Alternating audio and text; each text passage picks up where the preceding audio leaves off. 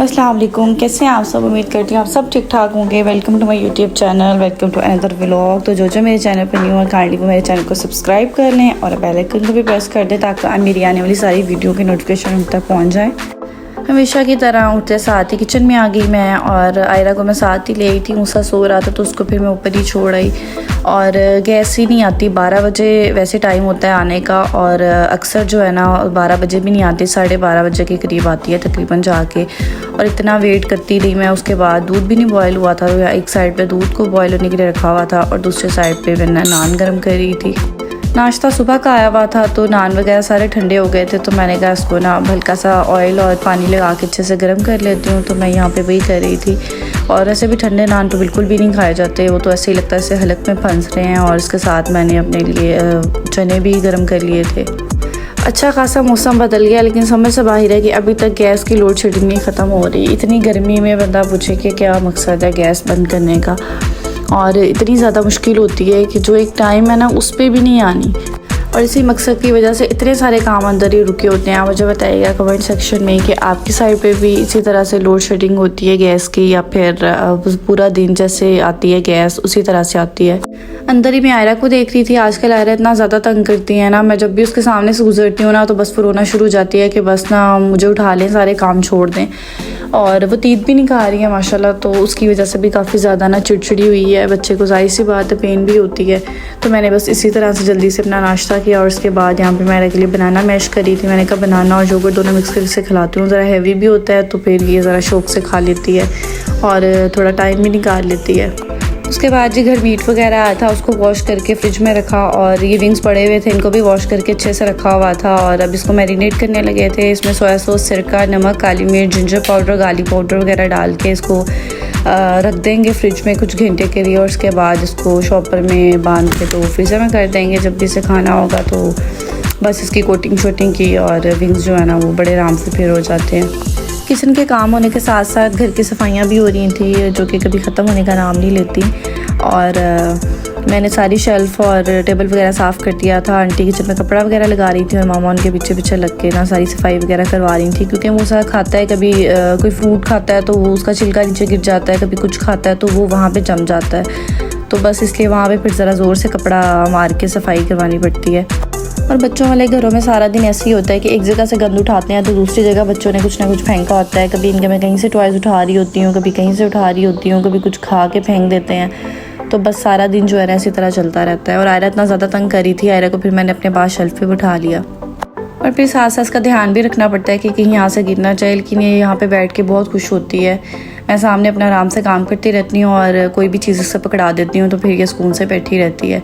और जब मूसा इसको यहाँ पे बैठा देख ले तो फिर मूसा से बर्दाश्त नहीं होता। मूसा फ़ौरन इसके हाथ से वो चीज़ छीन लेता है, चाहे वो कोई भी फारिग चीज़ ही हो। लेकिन बस मूसा को वही चाहिए होती है, वो जानबूझ के उसको तंग करता है। और बस फिर आयरा मैडम का रोना शुरू हो जाता है। कभी मैं आयरा के पीछे होती हूँ, कभी मूसा से चीज़ ले रही होती हूँ, कभी आयरा को चुप करवा रही होती हूँ। तो यही चक्करों में ना बस इनके पीछे पीछे ही रहती हूँ।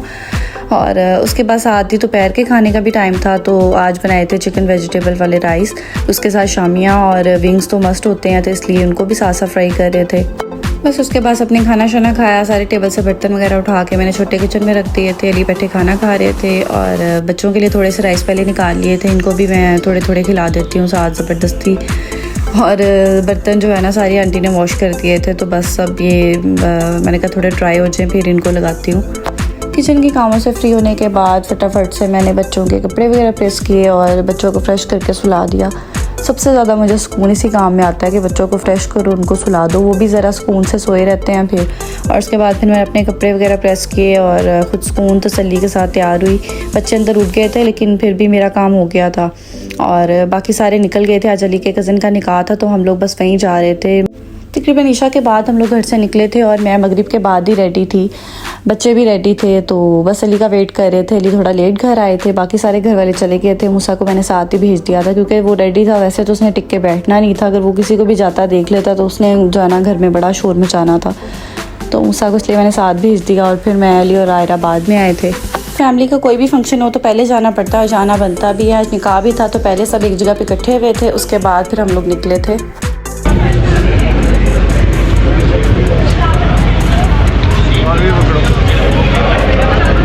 कौन भाई? बस हम सब रेडी शेडी होके मार्केट पहुंच गए थे। जब भी कहीं जाना होता है ना, सुबह से तैयारियां शुरू हो जाती हैं और जब टाइम पे पहुंच जाते हैं तो बड़ों को बड़ी खुशी होती है कि टाइम पे आ गए हैं।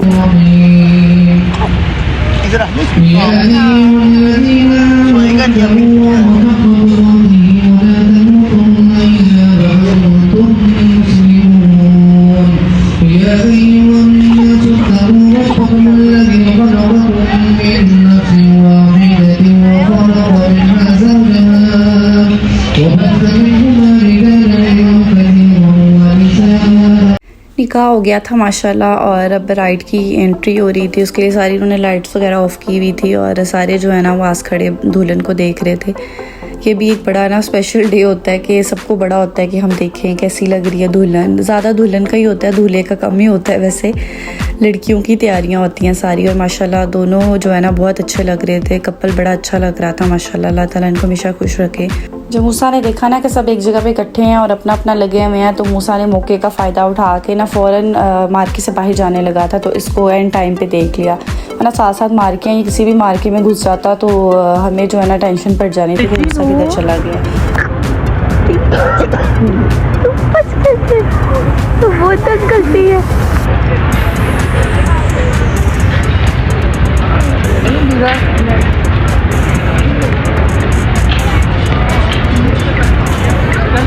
हाँ जी मैं ले रही।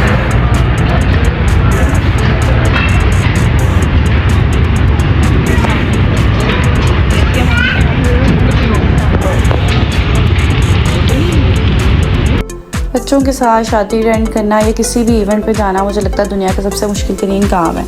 बच्चे ना तो टिक के खुद बैठते हैं और ना ही माओं को बैठने देते हैं। ऊपर से हमने अपनी तैयारियां ऐसी की होती हैं कि हमसे भी नहीं इनके जो है ना पीछे पीछे बार बार भागा जाता।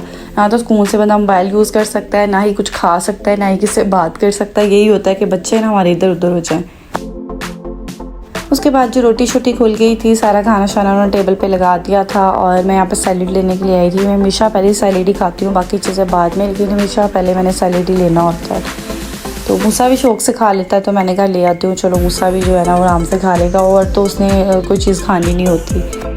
माशाल्लाह सब कुछ बहुत अच्छा था, खाना भी बहुत मज़े का था और सारा जो है ना फंक्शन बड़ा अच्छा रहा। सारा सेटअप भी बड़ा अच्छा था। और हम लोग जी घर आ गए थे। नेक्स्ट डे ये बास्केट आई थी चच्ची लोगों की तरफ से, गिफ्ट्स आए थे निकाह के, तो ये मैं आपके साथ शेयर करने जा रही हूँ। सबसे पहले तो ये गोल्डन कलर का क्लच था, एक बड़ा प्यारा सा ये था। फैंसी तो कोई भी ड्रेस के साथ ये आराम से लिया जा सकता है क्योंकि गोल्डन कलर में है और फैंसी ड्रेसेस में ये गोल्डन और सिल्वर इस टाइप के कलर जो है ना वो आ ही जाते हैं अंदर। और उसके बाद ये एक बहुत प्यारा सा हैंड बैग था, ये भी बहुत ही प्यारा है। इसका कलर जो है ना वो सबसे ज़्यादा खूबसूरत लगा मुझे। और साथ इसके इस तरह से स्ट्रैप थी और नीचे चैन थी। ये भी बैग बहुत ही प्यारा है। और बाकी गिफ्ट जैसे भी हों, गिफ्ट और गिफ्ट ही होते हैं और हर कोई बहुत ही चाह से देता है। अंदर इन्होंने इस तरह से एक पॉकेट दी हुई थी और साथ एक ये चॉकलेट का पैकेट था और मुझे लगता है कि इसमें कैंडी वाली चॉकलेट्स थी। बाकी इसे ओपन करके पता चलेगा कि दूसरी चॉकलेट्स हैं या कैंडीज़ हैं क्या है, लेकिन है ही चॉकलेट्स ही हैं। उसके बाद साथ इसकी एक परफ्यूम था, ये भी मैं आपको दिखाती हूँ। अक्सर कैमरा इतना ब्लर हो जाता है ना कि ऐसा लगता है कैमरा अंधा हो गया है, तो वो कोई भी चीज़ इतनी क्लियर नज़र नहीं आ रही होती। पता नहीं क्यों अक्सर ही ऐसा हो जाता है, लेकिन वो बाद में मुझे पता चलता है कि वीडियो जो है ना वो ब्लर हुई है। तो इस परफ्यूम की फ्रेगनेंस भी बहुत ही मज़े की थी। और साथ ही एक जेंट्स का सूट था, ये मैंने ज़्यादा ओपन करके नहीं दिखाया क्योंकि आपको पता है मर्दों के सूट जो हैं वो बिल्कुल ही सिंपल होते हैं और एक ही तरह के स्टिच होते हैं, तो इसको हम साइड पे कर देते हैं। और लास्ट पे ये एक कैप शॉल थी, वूल की थी और बड़ी सॉफ्ट सा जैसे शीप स्किन होती है उस टाइप की ये थी। इसको मैं ओपन करके आपको दिखाती हूँ। बहुत ही सॉफ्ट सा इसका फैब्रिक बड़ा मज़े का लग रहा था।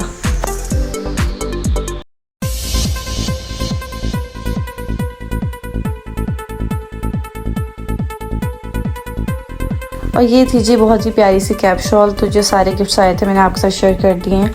आई होप आपको आज का व्लॉग अच्छा लगा होगा। और जिन जिन लोगों को मेरी वीडियो अच्छी लगती है तो काइंडली वो वीडियो को लाइक भी कर दिया करें। मिलते हैं किसी नेक्स्ट व्लॉग में, तब तक के लिए अपना ढेर सारा ख्याल रखिएगा। अल्लाह हाफिज़।